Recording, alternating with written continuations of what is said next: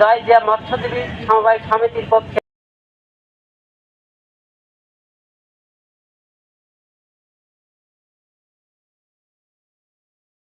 উপজেলার অন্তর্ভুক্ত জয়দিয়া বাওড়ের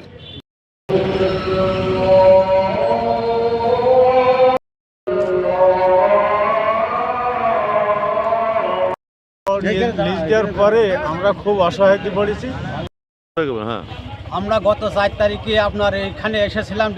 নতুন এবং ফিরে আসা গ্রাহকদের জন্য নগদে চলছে ক্যাশব্যাক সহ প্রতিদিন হাজারো উপহার জেতার সুযোগ। হবে আশা আর ফেরা, সারপ্রাইজ সেরা।